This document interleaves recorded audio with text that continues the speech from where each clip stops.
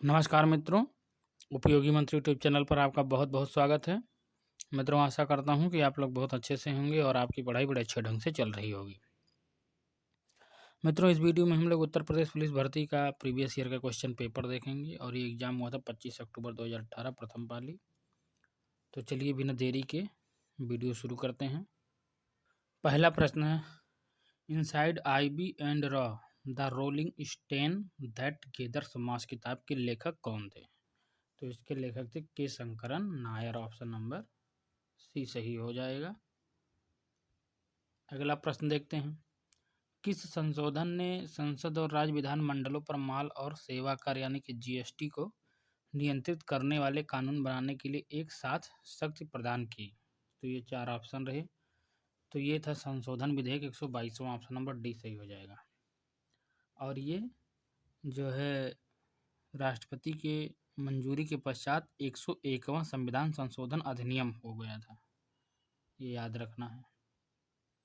अगला प्रश्न देखते हैं, एक अनधिकृत कंप्यूटर प्रोग्राम एक अधिकृत कार्यक्रम की तरह व्यवहार करता है जिससे वह वास्तव में क्या कर रहा है उसे छुपाता है। इसे संभवतः क्या कहते हैं? तो इसको ट्रोजन हॉर्स।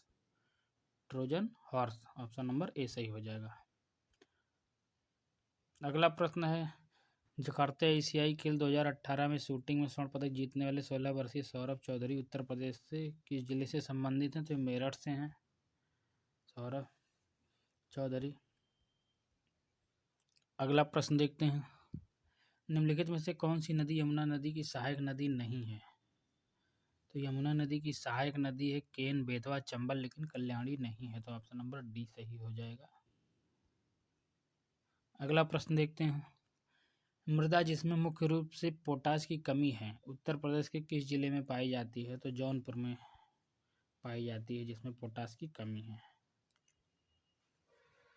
अगला प्रश्न देखते हैं, उत्तर प्रदेश का निम्नलिखित में से कौन सा जिला बुंदेलखंड क्षेत्र का हिस्सा है? तो बुंदेलखंड में कौन कौन से जिले आते हैं? बुंदेलखंड में जो है झांसी, बांदा, महोबा, चित्रकूट, जालौन, हमीरपुर और ललितपुर जिले आते हैं। तो इसमें महोबा हो जाएगा। Option number C. अगला प्रश्न देखते हैं, अशोक स्तंभ में उत्कीर्ण किए हुए शेर का मुख जिसे भारत सरकार द्वारा राष्ट्रीय प्रतीक के रूप में अपनाया गया है कहाँ के संग्रहालय में संरक्षित है? तो ये सारनाथ हो जाएगा। Option number B. अगला प्रश्न देखते हैं, चंदेल शासन के दौरान उत्तर प्रदेश का निम्नलिखित में से कौन सा क्षेत्र जीजाक भुक्त या जयहोटी के नाम से जाना जाता था? तो ये बुंदेलखंड क्षेत्र था। जीजक भुक्त या जयजाक भुक्त या जयहोटी कहा जाता है। अगला प्रश्न देखते हैं, उत्तर प्रदेश को महिलाओं से संबंधित पहली पत्रिका 1874 में प्रकाशित करने का श्रेय जाता है जिसके संपादक भारतेंद्र हरिश्चंद्र थे, यानी कि वो पत्रिका कौन थी 1874 में? ये थी बाल बोधनी। Option number A. अगला प्रश्न देखते हैं, प्रसिद्ध सितार वादक नवाब इनायत खान उत्तर प्रदेश के किस घराने से संबंधित है? तो ये इटावा घराने से थे। Option number B. और सितार की बात आएगी तो वो इटावा घराना ही होता है ज़्यादातर। अगला प्रश्न देखते हैं, तीसरी बौद्ध परिषद किस शहर में आयोजित की गई थी? तो तीसरी बौद्ध परिषद पाटलिपुत्र में हुई थी। पहली राजगीर में, दूसरी वैशाली में और तीसरी पाटलिपुत्र में। अगला प्रश्न देखते हैं, भारतीय रिजर्व बैंक की स्थापना किस वर्ष हुई थी? तो भारतीय रिजर्व बैंक की स्थापना हुई थी 1 अप्रैल 1935 को। अगला प्रश्न है, चेमांचेरी कुन्ही रमन नायर निम्नलिखित में से किस नृत्य के रूप में उल्लेखनीय नर्तक हैं? तो ये कथकली के हैं, कथकली। अगला प्रश्न देखते हैं, ये जो है इसको स्किप करेंगे, करंट डाटा पढ़ के जाना है। ये 16 नंबर भी हम लोग स्किप करते हैं। 17 नंबर देखते हैं, भारत के संविधान का निम्नलिखित में से कौन सा भाग नागरिकता से संबंधित है? तो भारतीय संविधान का भाग 2 नागरिकता से संबंधित है। ऑप्शन नंबर बी सही हो जाएगा। अगला प्रश्न देखते हैं, भारत के संविधान के अनुच्छेद 24 के तहत वर्ष से कम आयु के बच्चे को किसी कारखाने में काम करने के लिए नियोजित नहीं किया जा सकता, यानी कि 14 वर्ष। Option number A. अगला प्रश्न देखते हैं, भारत के संविधान का निम्नलिखित में से कौन सा अनुच्छेद राष्ट्रपति के चुनाव की प्रक्रिया से संबंधित है? तो राष्ट्रपति के चुनाव की प्रक्रिया से संबंधित है अनुच्छेद 55। Option number B. अगला प्रश्न देखते हैं, निम्नलिखित में से कौन भारत में पहली लोकसभा के उपसभापति थे? तो लोकसभा के पहले उपसभापति थे एम अनंत सैनम अयंगर। ऑप्शन नंबर सी सही हो जाएगा। अगला प्रश्न देखते हैं, भारत के संविधान का अनुच्छेद 66 किससे संबंधित है? तो ये उपराष्ट्रपति का चुनाव से संबंधित है। Option number B. अगला प्रश्न है, सीरिया की राजधानी है दमिश्क। ऑप्शन नंबर बी सही होगा। अगला प्रश्न है, म्यांमार की मुद्रा निम्नलिखित में से कौन सी है? तो म्यांमार की मुद्रा है क्यात। अगला प्रश्न देखते हैं, अफ्रीका महाद्वीप का सबसे अधिक आबादी वाला देश निम्नलिखित में से कौन सा है?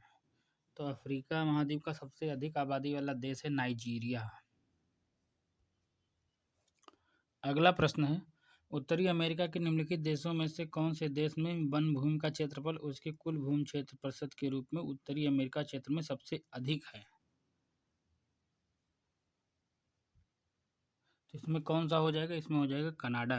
Option number B. अगला प्रश्न देखते हैं, निम्नलिखित में से कौन सी नदी बंगाल की खाड़ी में नहीं गिरती है? यानी कि ये जो नर्मदा नदी है ना, ये अरब सागर में गिरती है। तो ऑप्शन नंबर ए सही हो जाएगा।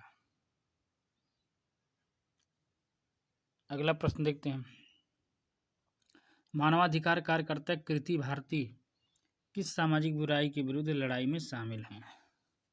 तो ये हैं बाल विवाह। ऑप्शन नंबर सी सही हो जाएगा। अगला प्रश्न देखते हैं, भारत सरकार छत्तीसगढ़ को एक विशेष नक्सल विरोधी युद्ध बल प्रदान करने जा रही है, उसका नाम क्या है? उसका नाम है black panthers. Option number A. अगला प्रश्न है, भारत और पाकिस्तान के बीच किस वर्ष शिमला समझौते पर हस्ताक्षर किए गए थे? तो शिमला समझौता हुआ था 1972 में। अगला प्रश्न देखते हैं, तो ये करंट अफेयर का संबंधित है उस समय का, इसको हम लोग स्किप करेंगे। अंतर्राष्ट्रीय मुद्रा कोष की प्रबंध निदेशक और अध्यक्ष क्रिस्टीना लेगार्डे किस देश से संबंधित हैं? तो ये अब नहीं है, लेकिन ये फ्रांस से संबंधित थी। इस समय जो है IMF की प्रबंध निदेशक हैं क्रिस्टीना जॉर्जीवा, ये बुल्गारिया की हैं। अगला प्रश्न देखते हैं, खून में कुछ कोशिकाओं की उपस्थिति के कारण रक्त के थक्के का गठन होता है, यानी कि जमता है। इन कोशिकाओं को क्या कहा जाता है? तो रक्त में थक्के जमाने का काम थ्रोम्बोसाइट कोशिकाएं करती हैं। ऑप्शन नंबर डी सही होगा। अगला प्रश्न देखते हैं, जीवित प्राणियों में निषेचन के दौरान नर और मादा गैमेट का संलयन एक कोशिका बनाने के लिए होता है, जिसे क्या कहा जाता है? युग्मनज कहा जाता है। Option number A. अगला प्रश्न देखते हैं, आराम करने वाले व्यक्ति की नाड़ी की दर आमतौर पर प्रति मिनट धड़कन के बीच होती है, यानी कि 72 से 80 के बीच होती है। ऑप्शन नंबर ए सही हो जाएगा। अगला प्रश्न देखते हैं, एक बार ढाले जाने के बाद गर्म करके नर्म नहीं किया जा सकने वाले प्लास्टिक को क्या कहा जाता है? तो इसको कहते हैं thermosetting plastic. Option number D सही हो जाएगा।